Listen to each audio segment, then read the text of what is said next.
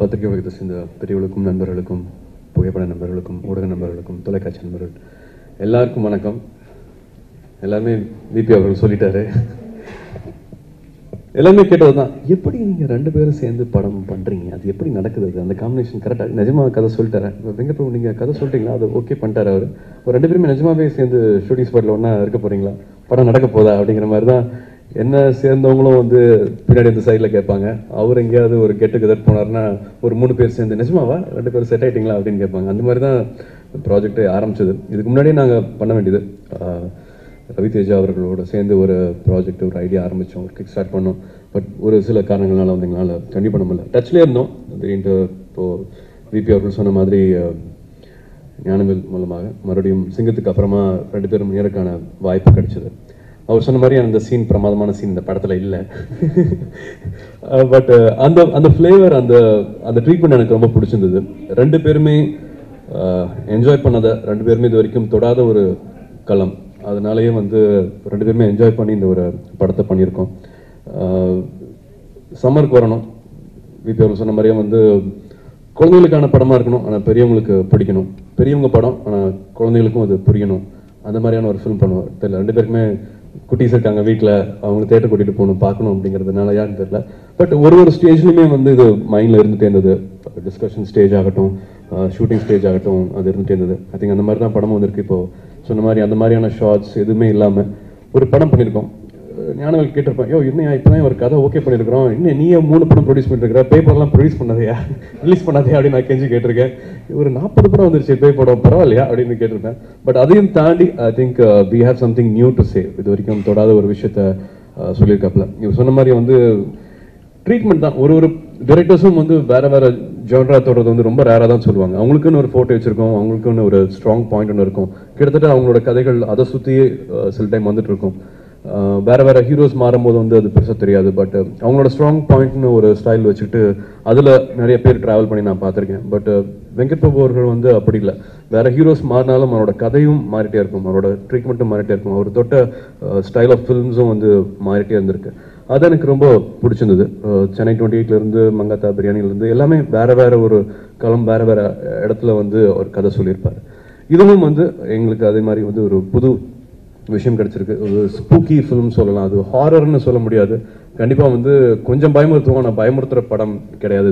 இது வந்து ஒரு சின்ன வயசில் நம்ம பார்த்த படங்கள் இருக்கும், நம்ம பார்த்து அனுபவிச்ச விஷயங்கள் இருக்கும். இந்த மாதிரி ஒரு தமிழ் ஒரு ஃபிலிம் தான் நல்லா இருக்குமே அப்படின்னு தோணும் போது எஸ், இவ்வளோ விஷயங்கள் இருக்குது சொல்கிறதுக்கு, இந்த படத்தில் சொல்லிடலாம் அப்படின்ட்டு 2 பேருக்குமே ஷூட்டிங் ஸ்பாட்டில் கூட வந்து இது எப்படி எக்ஸிக்யூட் பண்ண போகிறோம் அப்படிங்கிற மாதிரி சின்ன சின்ன சேலஞ்சஸ் இருந்தது. ஸோ நிச்சயமாக ஒரு என்டர்டெய்னிங் ஃபில்ம், சம்மருக்கு எல்லாரும் பார்க்கக்கூடிய ஒரு என்டர்டெய்னிங் ஃபில்ம் நம்ம பண்ணியிருக்கோம். பட் அவர் விதைச்ச ஒரு புது ஐடியா வந்து இந்த படத்துக்கு ஒரு புது கலர் கொடுத்துருக்கு. அதை நாங்கள் எல்லாருமே என்ஜாய் பண்ணிக்கிறோம். அதுக்கு மேலும் அழகு சேர்த்ததுன்னு பார்த்தா நிச்சயமாக யுவன் சங்கர் அவர்கள் பிஜிஎம் இப்போ வரைக்கும் எல்லாருமே சொல்லிட்டு இருக்காங்க, வந்து அந்த ரீல் மட்டும் பார்த்துருங்களேன், இந்த ரீல் மட்டும் பார்த்துருங்களேன் அப்படின்னு கேட்டுட்டு இருக்காங்க.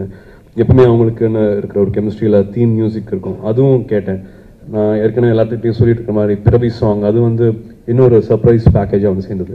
எல்லாருமே அப்படி ஒரு அழகு செய்திருக்காங்க. ஆர்டி ராஜசேகர் சார் வந்து நான் சொல்லணும், காக்கா காக்காலேருந்து பீட் கஜினி, ஜில்லுன்னு ஒரு காதல், ஒரு படமும் வந்து எனக்கு இன்னொரு அனுபவத்தை கொடுத்துருக்கு, இன்னொரு இடத்த கொடுத்துருக்கு. அவர் சொன்ன மாதிரி எனக்கு இன்னொரு இடத்த போய் சேர்றதுக்கு வந்து பெரிய உதவியாக இருந்திருக்காரு. விஷுவலாக கதை சொல்கிறது வந்து ரொம்ப முக்கியமான விஷயம். எப்படி வெங்கட் பிரபு மாதிரியோ டிஓபி சாரும் வந்து ரொம்ப முக்கியமான பலம் இந்த படத்துக்கு, வந்து அவ்வளோ முக்கியமான பலம். அவர் இருக்கும்போது இன்னும் ஒரு கூடுதல் தெம்பு நிச்சயமாக வந்து என்னால் ஒரு நாளுமே வந்து அதை உணர முடிஞ்சது. இப்போ படம் ஷேப் அவுட்டாக இருக்கிறது, சாங் பார்க்கும்போது எல்லாமே அவரோட பலம் வந்து மறுபடியும் ஸ்க்ரீனில் தெரியுது.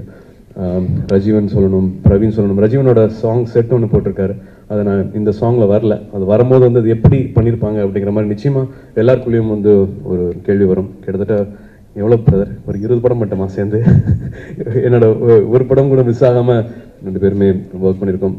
பிரவீன் கூட நான் பண்ணுற ஃபர்ஸ்ட் ஃபில்ம் கொம்பன். நான் கேட்டிருந்தேன், எப்படி ரிலீஸ் ஆகிறதுக்கு ஒரு முந்தின நாள் வரைக்கும் வந்து இது வச்சுக்கலாமா, இது வைக்க வேண்டாமா அப்படிங்கிற ஒரு ஆர்குமெண்ட் நடந்துகிட்டே இருந்தது.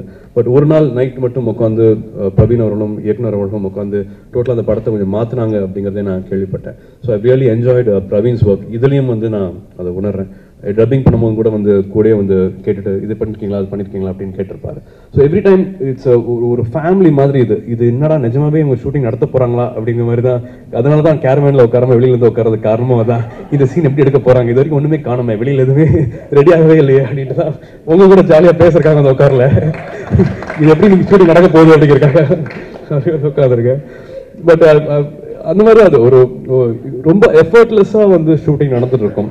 பட் அதுக்குள்ளேயும் வந்து he's got is talent, is a wonderful actor. Karthi Biryani படம் முடிச்சுட்டு இந்த படம் பண்ண போறோம் அப்படின்னு சொல்லும் போது வந்து நீ எதுவும் பெருசாக ப்ரிப்பேர்லாம் பண்ணாத, விபி வந்து ரொம்ப அழகான ஒரு ஆக்டர், அவருக்குள்ள வந்து நல்ல ஆக்டர் இருக்காப்புல, ஒரு டயலாக் சொல்லும் போது வந்து சும்மா பார்த்துட்டு அதில் ஒரு ஃப்ரெஷ்னஸ் இருக்கும், அவர் பிடிக்கிற டெலிவரி மாடுலேஷன் அந்த டைமிங்லாம் வந்து ஒரு வேற மாதிரி ஒரு விஷயம் இருக்கும், அது பிடிச்சாலே ரொம்ப ரியலாக ஒரு விஷயம் கிடைக்கும். அது மட்டும் வாட்ச் பண்ணி அது மாதிரி தான் இருந்தது.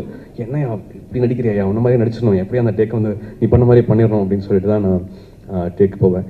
So he's given another dimension for me அப்படிங்கிறத நான் முழுமையாக நம்புகிறேன். அண்ட் எல்லா ஆக்டர்ஸுமே இப்போ நயன்தாரா பிரணிதாலாம் வந்து ஒரு லவ் சீன் இன்னும் கொஞ்சம் வச்சா நல்லா இருக்குமே பிரதர், நான் லவ் சீன் இது வரைக்கும் பண்ணதே இல்லையா பிரதர் அப்படின்னு அவர் சொல்லுவார். பட் அவங்க எல்லாருமே வந்து படத்தை ஸ்க்ரீன் பிளே அடுத்தடுத்த கட்டத்துக்கு போகிறதுக்காக வந்து எல்லாருமே அதை உதவி இருக்காங்க. சமுத்திரனி சார் ஆகட்டும், பார்த்திபன் சார் ஆகட்டும், everybody has really helped this film to go to another level அப்படிங்கிறத நான் சொல்லுவேன். அவங்களோட பெரிய மனசு எல்லாருமே வந்து சேர்ந்து வந்து இந்த படத்தை பண்ணி கொடுத்துருக்காங்க. I think we have something new to tell you. ஒரு புது படம், ஒரு புது களம். நிச்சயமாக எனக்கும் வெங்கப்பவருக்கும் இந்த டீமுக்கும் வந்து வேற ஒரு கதை சொல்கிறோம் அப்படிங்கிறத நாங்கள் முழுமையாக நம்புகிறோம். And thanks to Vasuki also. கேட்ட மாதிரி நான் இது வரைக்கும் கேள்வி கேட்கவே இல்லை, நிறைய கேள்வி கேட்பணும், நான் இவ்வளோ டெரரா அப்படிங்கிறது இவங்க சொல்லும் போது தான் எனக்கு தெரியுது. நான் அப்படியெல்லாம் இல்லை, நானும் கொஞ்சம் ஜாலியான பையன் தான். எனக்கும் ஒரு வேறு மாதிரியான ஒரு ஃபில்ம் மேக்கிங் எக்ஸ்பீரியன்ஸ் வேணும் அப்படின்னு நினச்சிருந்தேன். And I really had a lot of respect for the way he makes actors behave on screen. ஒருத்தர்கிட்ட சின்ன ஒரு சென்னை 28 வந்து எல்லாருமே நியூ ஃபேஸஸ், பட் அவங்களோட பேசின விஷயங்கள் டயலாக்ஸ் எல்லாமே வந்து அந்த ஜென்ரேஷன் டப்புன்னு கீழே வயசு குறைஞ்சு இப்போ இருக்கிற கரண்ட் பீப்புளுக்கு வந்து கனெக்ட் ஆகிற மாதிரியான ஒரு விஷயம் வந்து வெங்கட்பிரபுனால பண்ண முடிஞ்சது. ஸோ இதுலேயும் வந்து இது ஓகே, இது இன்னும் கொஞ்சம் சொல்லுவீங்களா, இது கொஞ்சம் மாற்றலாமா அப்படின்ட்டு அவருக்குள்ளே இருக்கிற பெஸ்ட்டெல்லாம் எவ்வளவு கேட்க முடியுமோ ஐ திங்க் அதெல்லாமே கேட்டுட்டேன்னு நினைக்கிறேன். 2 டைரக்டர்ஸும் வந்து இதுக்கு சர்டிஃபிகேட் கொடுத்துருக்காங்க. பார்த்திபன் சாரும் சமுத்திரகனி சாரும் என்னடா தம்பி நல்லா பண்ணிட்டியாடா அப்படின்ற மாதிரி அவங்களும் சர்டிஃபிகேட் கொடுத்துருக்காங்க. ஸோ அதெல்லாமே உண்மையாகும் அப்படின்னு நம்புகிறோம் இந்த சம்மருக்கு. மற்றபடி நீங்கள் பார்த்துக்கிட்டு உங்களோட உண்மையான ஃபீட்பேக்ஸ், கிரிட்டிசிசம் எல்லாமே, கன்ஸ்ட்ரக்டிவ் கிரிட்டிசிசம் எல்லாமே நிச்சயமாக எங்கள் எல்லாருக்குமே பெரிய உதவியாக இருக்கும். அண்ட் ஆஸ் ஆல்வேஸ் இவ்வளோ சப்போர்ட் பண்ணதுக்கு ரொம்ப ரொம்ப நன்றி. உள்ளே வரும்போதே வந்து இவ்வளோ பெரிய ப்ரெஸ் மீட்டா அப்படின்ட்டு தோணுச்சு, அதுதான் நான் ஷேர் பண்ணிட்டு இருந்தேன். இவ்வளோ பேரும் சேர்ந்து வந்ததுக்கு ரொம்ப நன்றி.